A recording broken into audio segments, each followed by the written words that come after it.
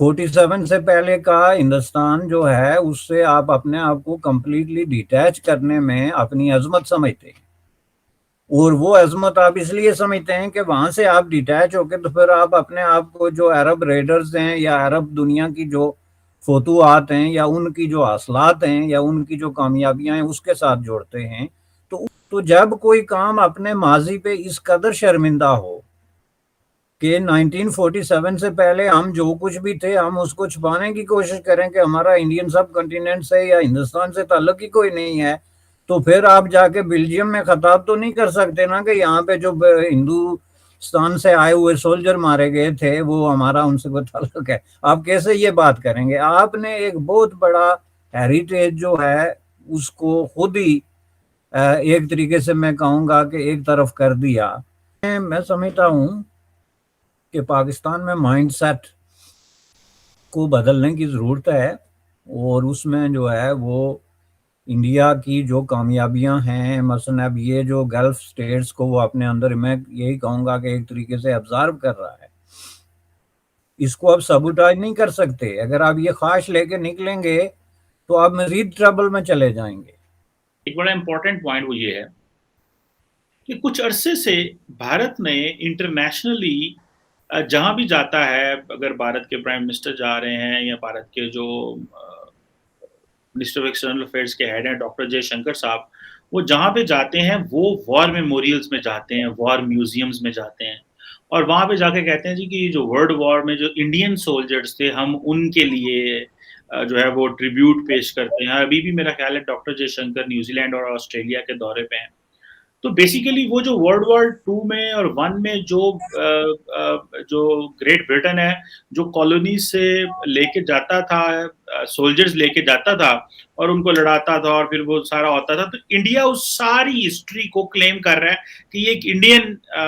Perspective سے کلیم کر رہا ہے۔ آپ کیا سمجھتے ہیں بنگلہ دیش، پاکستان یا جو باقی میانمار اور بہت سارے جو کالونیز تھی وہ اس طرح کیوں نہیں کلیم کر رہے؟ یا پاکستان کی لیڈرشپ کے دماغ میں کبھی یہ چیز نہیں آئی کہ پاکستان میں بھی تو لوگ جاتے تھے؟ مجھے یاد ہے کہ شاید انگلینڈ میں کوئی روڈ ہے جو کسی پاکستانی سولجر کے نام ہے، یا اس طرح کے اور بہت ساری جگہوں پہ ہوں گے۔ اس طرح انڈیا جو ہے وہ ان چیزوں کو کلیم کر رہا ہے۔ تو یہ جو آپ کیا سمجھتے ہیں جو انڈیا کی ایک اوفینسو ڈپلومیسی ہے جو گلوبل ڈپلومیسی کو اس کا ایک پارٹ ہے، لیکن پاکستان نے کبھی اس طرح کے جو چیزیں ہیں یا اس طرح کی جو چیز ایک ہسٹری ہے اس کو کلیم کرنے کی کیوں کوشش نہیں؟ آپ کیا سمجھتے ہیں سر اس میں؟ یہ بڑی دردناک بات آپ نے کر دی جی چیمہ صاحب۔ آپ مجھے یہ بتائیں کہ یہ انڈیا کلیم نہیں کر رہا ہے، انڈیا اپنا جو ہیریٹیج ہے اس کو آن کر رہا ہے۔ کلیم تو تب کر رہا ہو کہ اس کو کوئی کنٹیسٹ کیا ہو کسی نے یا کوئی اس طرح کی بات ہو، وہ تو ایک ان ٹچ قسم کا انٹرنیشنل ہیریٹیج ہے جو انڈین سب کنٹیننٹ کے لوگوں نے کنٹریبیوٹ کیا ہے، اسپیشلی انٹرنیشنل وارز میں۔ میں آپ کو اپنی مثال دیتا ہوں، میرے دو دادے جو ہیں سکے بھائی، وہ دوسری جنگ عظیم میں آنکھ آنکھ میں جو ہے وہ شہید ہوئے تھے یا مارے گئے تھے۔ You put it the way you like it. تو اس سے آپ اندازہ لگا سکتے ہیں کہ اگر میں ایک گھر کی آپ کو اپنی مثال دے رہا ہوں تو اس سے پھر یہ سچویشن کہاں پہنچتی ہے۔ لیکن یہ ہے کہ اس کو پاکستان کبھی آن نہیں کرتا، چونکہ پاکستان تو 47 سے پہلے کی کسی چیز کو آن کرتا بھی ہے تو وہ اس کو جس طریقے سے کرتا ہے اس کا حقائق سے کوئی تعلق ہی نہیں ہے، آپ کلیم کر ہی نہیں سکتے وہ، چونکہ آپ یہ کہتے ہیں کہ ہمارا تو اس سے ہسٹری سے کوئی تعلق ہی نہیں ہے۔ 47 سے پہلے کا ہندوستان جو ہے اس سے آپ اپنے آپ کو کمپلیٹلی ڈیٹیچ کرنے میں اپنی عظمت سمجھتے ہیں، اور وہ عظمت آپ اس لیے سمجھتے ہیں کہ وہاں سے آپ ڈیٹیچ ہو کے تو پھر آپ اپنے آپ کو جو عرب ریڈرز ہیں یا عرب دنیا کی جو فتوحات ہیں یا ان کی جو حاصلات ہیں یا ان کی جو کامیابیاں ہیں اس کے ساتھ جوڑتے ہیں، تو اس کو آپ آن کرتے ہیں۔ آپ اپنا لٹریچر اٹھا کے دیکھیں، سوشل میڈیا پہ دیکھیں، پورا دن جو ہے وہ جو عرب سکالرز ہیں، عرب سائنسدان ہیں، عرب مجاہد ہیں، عرب انویڈرز ہیں، ان کی تعریفوں کے لوگ پل باندھ باندھ کے تو وہ ایک دوسرے کو جناب ایجوکیٹ کر رہے ہوتے ہیں۔ وہاں آپ نے کبھی کسی کا نام سنا جو 1947 سے پہلے انڈین سب کنٹیننٹ سے میں بھی کوئی سائنسدان پیدا ہوا تھا یا وہاں بھی کوئی اچھا آدمی پیدا ہوا تھا جس کے بارے میں بات کی جا سکے؟ تو جب کوئی کام اپنے ماضی پہ اس قدر شرمندہ ہو کہ 1947 سے پہلے ہم جو کچھ بھی تھے ہم اس کو چھپانے کی کوشش کریں کہ ہمارا انڈین سب کنٹیننٹ سے یا ہندوستان سے تعلق ہی کوئی نہیں ہے، تو پھر آپ جا کے بیلجیم میں خطاب تو نہیں کر سکتے نا کہ یہاں پہ جو ہندوستان سے آئے ہوئے سولجر مارے گئے تھے وہ ہمارا ان سے کوئی تعلق ہے۔ آپ کیسے یہ بات کریں گے؟ آپ نے ایک بہت بڑا ہیریٹیج جو ہے اس کو خود ہی ایک طریقے سے میں کہوں گا کہ ایک طرف کر دیا۔ یہ تو آپ نے ایک ایگزامپل، اور از اے ویری فیسینیٹنگ ایگزامپل جو آپ لے کے آئے کہ یہ صرف ایک چیز ہے، لیکن اسی کا یہی سارا پرابلم ہے۔ یہی پرابلم جو ہے وہ پاکستان کو انڈیا کے خلاف ایک وار لائک قسم کی پوسچر بنانے پہ مجبور کرتا ہے، کیونکہ اگر پاکستان میں یہ تسلیم کر لیا جائے کہ ہم لوگ انڈین سب کنٹیننٹ کا حصہ تھے اور انڈین سب کنٹیننٹ کے اندر ہماری جو ایگزسٹنس تھی پری پارٹیشن، پری 1947 جو ہے ہم اس کو ایکنالج کرتے ہیں، وہ اچھی تھی بری تھی، اس کے ہم حصے دار تھے، اور ہمارے باپ دادا اس دھرتی کے اندر جو ہے وہ صدیوں سے رہتے آئے ہیں، اور ہمارا ایک کلچر ہے، ایک تہذیب ہے، ایک ثقافت ہے، تو آپ کا پنگا ہی ختم ہو جاتا ہے۔ انڈیا کے ساتھ جھگڑا کیا ہے؟ انڈیا کے ساتھ جھگڑا یہ ہے پاکستان میں جو اس وقت تک جو ہے وہ گزشتہ 70 سال سے جاری ہے، وہ یہ ہے کہ اگر انڈیا کے ساتھ ہم تعلقات بناتے ہیں تو اس کی جو کلچرل اور اکنامک اور پولیٹیکل سٹیچر ہے اس کے اندر ہم غائب ہو جائیں گے، اس سے ہماری آئیڈینٹی کو خطرہ ہے، اس سے ہماری سینس آف انسیکیورٹی جو ہے وہ بڑھ جاتا ہے۔ لہٰذا ہمیں انڈیا کے ساتھ حالت جنگ میں رہنا چاہیے تاکہ ہمارے درمیان کوئی تعلقات جو ہے وہ ڈیولپ نہ ہو سکیں، اور دشمنی کی فضا میں ہم جو ہے وہ اپنی سروائیول کو زیادہ بہتر طریقے سے شور کر سکتے ہیں۔ یہی تو پرابلم ہے۔ کچھ لوگ کہتے ہیں جی یہ انڈیا کو پاکستان اس لیے تقسیم نہیں کر رہا ہے کہ یہ کوسچن آف سپرمیسی ہے، کہ جی اگر ایسے ہو جاتا ہے تو انڈیا کی جو سپرمیسی ہے وہ ایکسیپٹ کرنی پڑتی ہے آپ کو جنوبی ایشیا میں، حالانکہ یہ اب بہت پرانی، یہ کوئی 30 سال پرانی سٹیٹمنٹ ہے۔ پرابلم ہمارا یہ ہے کہ ہم جو ہے وہ ارتقا جو ہے ہمارے نظریات میں یا خیالات میں یا اپروچ میں نہیں ہوتا، یہ 30 سال پرانی بات ہے۔ اب تو آج کی حقیقت یہ ہے کہ انڈیا کی سپرمیسی آلریڈی قائم ہو چکی ہے۔